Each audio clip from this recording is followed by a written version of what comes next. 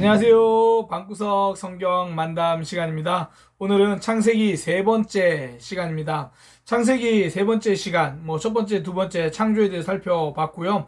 여전히 오늘도 창조에 대해서 살펴봅니다. 특별히 첫 번째하고 두 번째 시간 살펴본 창조는 이 하늘의 창조, 이 우주를 창조하신 그 하나님에 대해서 좀 살펴보았고요. 오늘은 창세기 2장 4절부터 25절까지 나와 있는 흔히 말하는 땅의 창조라고 말하는 그 창조를 좀 살펴보려고 합니다. 이 땅의 창조의 특징은요, 사람의 관심이 있다라는 거예요. 하나님은 원래 우리 사람에게 초점이 있으시지만 특별히 첫 번째 창조는 이 우주를 만드신 것에 대해서 알려주신다면, 그러니까 우주를 만들었고 그 우주를 사용할 수 있는 그 우주 안에 있는 사람을 만드셨다. 이것이 첫 번째 초점이면, 이 두 번째는 말 그대로 사람을 창조하셨다. 여기에 이제 좀 초점이 많이 있습니다. 그래서 오늘은 이 2장 4절부터 25절까지 크게 이제 두 가지를 좀 살펴보려고 합니다. 그 사람을 창조하셨다라는 것 중에서, 사람을 창조하실 때 흙으로 창조하셨고 그 흙에다가 하나님께서 생기를 불어넣으셨다라고 말씀하시거든요. 그 창조의 모습에 대해서 좀 살펴보려고 하고요.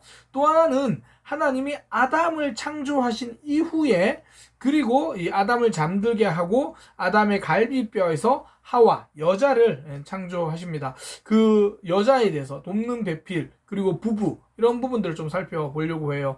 물론 2장 안에는 그 외에도 이 선악과에 대한 이야기가 나옵니다. 선악을 알게 하는 나무의 열매라고 되어 있죠. 굉장히 중요합니다. 근데 이 선악과는 이 다음번에 3장을 살펴볼 때 그 사탄의 그 유혹, 뱀의 유혹과 함께 좀 살펴보겠습니다. 그래서 그건 다음 시간에 살펴보고요. 오늘은 하나님께서 사람을 창조하실 때에 티끌과 생기로 창조하셨다. 이것이 우리에게 주는 의미가 무엇인지, 그리고 남자의 갈빗대에서 여자를 창조하셨는데, 돕는 배필이라고 하셨는데 어떤 관계인지, 그리고 부부가 서로 뼈 중에 뼈요 살 중에 살이다, 이렇게 그 아담이 고백을 하거든요. 그것과 하나님께서 한 몸이다라고 말하는 것, 이런 부분들의 관계들 함께 좀 살펴보려고 합니다.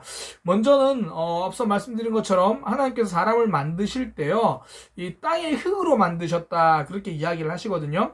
그런데 이 땅의 흙이라는 게 히브리 원어로 보면 좀 더 정확한 의미가 와닿아요.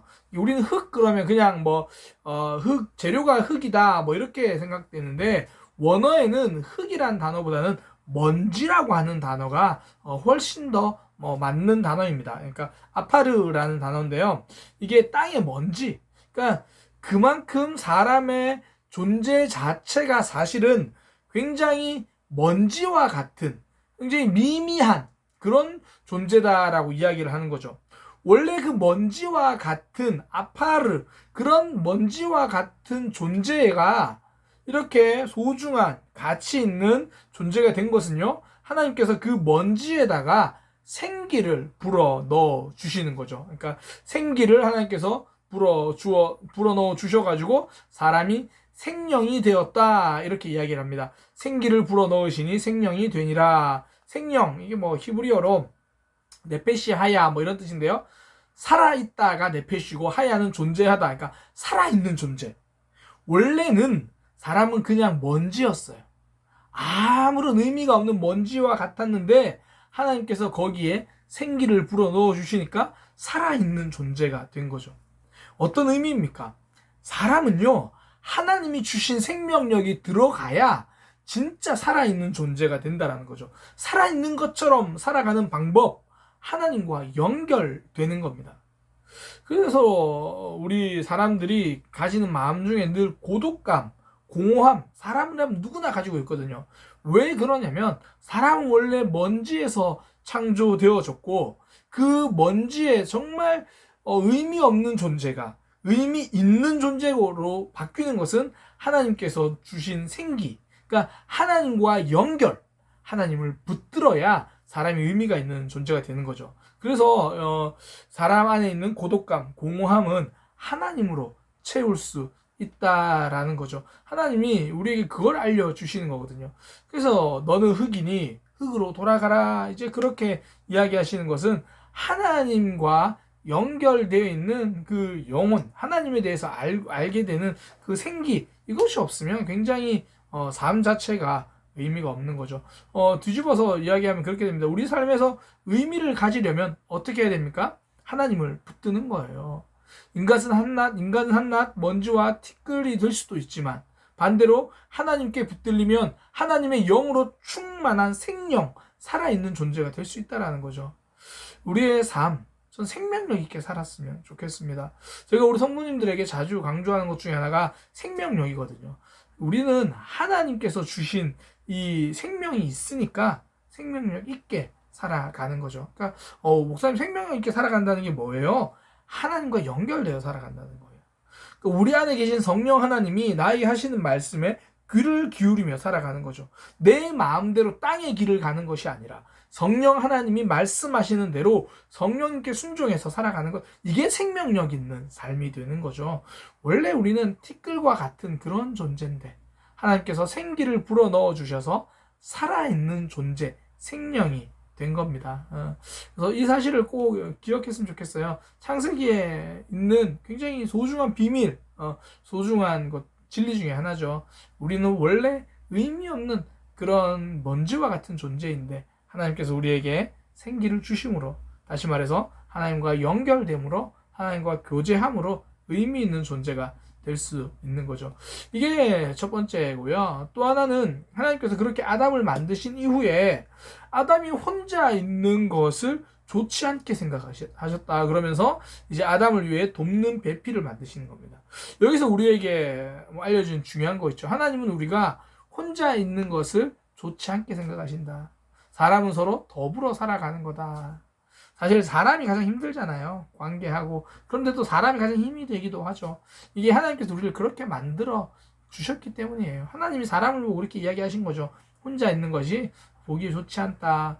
그래서 흔히 그렇게 넌센스 퀴즈처럼 이야기하는, 유머처럼 이야기하는 인류 최초의 이제 외과 수술이 시작됩니다. 하나님이 아담을 잠들게 하신 후에 아담의 갈비뼈를 취해서 거기서 하와를 이렇게 만드는 거죠. 그러니까 여기서 아담의 갈비뼈를 취해서 하와를 만들었다. 남자는 흙으로 만들었고 여자는 뼈로 만들었다. 이런 의미를 말하려고 하는 것이 아니라 그 출처가 같다라는 거죠. 남자와 여자는 같은 존재다. 그런 의미를 말해 주는 겁니다. 그러니까 남자와 여자, 먼저는 하나님이 창조하신 동등한 사람이죠. 그러니까 같은 존재다. 그런 의미고요. 그리고 하나님께서 이제 돕는 배필로 이렇게 만들어 주셨잖아요. 근데 이 돕는 배필이라는 의미가 이것도 히브리어인데 이 크네그도라는 단어를 쓰는데요. 이 말 자체가 동등한이라는 전치사입니다. 그러니까 동등한 도움자, 동등하게 돕는 자, 이런 의미거든요. 그러니까 남자와 여자 부부 사이는 동등한 사이라는 거죠. 누가 더 우월하고 누가 더 우월하지 않고 이렇지 않습니다. 사실 요즘 우리나라 이 성별 갈등이 좀 심하긴 한데요. 잘못된 거죠. 서로가 다름을 인정하고 또 다름 안에서 역할들을 찾아가면 되죠. 물론 다르다고 해서 모든 여성들이 약한 일만 하고 이런 의미는 아니에요. 또 사람들마다 개별적인 차이가 있죠. 그러니까 서로 다름을 좀 인정해야 되고 서로 동일한 존재다. 그러니까 동등한 위치에 있는 존재다. 이런 것들을 좀 생각해야 되는데 많이 놓치는 것 같아요. 그래서 부부 사이에 당신 나보다 못하다, 당신 나보다 낫네, 이런 건 엄청난 착각이라는 거예요. 둘 다 하나님이 짝지어 주신 짝입니다. 하나님께서 동등하게, 그래서 서로 대화할 때도 마찬가지고, 사실 어느 순간에 이 남녀 역할 구분이 때로는 서로 간에 이 동등함을 해치는 경우가 있어요. 요즘은 이제 맞벌이 부부들이 많은데 예전에는 남자가 경제활동을 하다 보니까 어느 정도는 좀 여성이 종속되는 그런 느낌이 없지 않아 있었거든요. 그러니까 사실 그런 게 아니다. 그런 걸 꼭 기억해 주시면 좋겠습니다. 남자와 여자는 서로 동등한 존재다. 그리고 이 크네그도라는 단어가 동등한이라는 의미도 있지만요. 이 반대편에 서 있다, 그런 의미도 있어요. 그러니까 반대한다. 그러니까 반대편에서 돕는 자.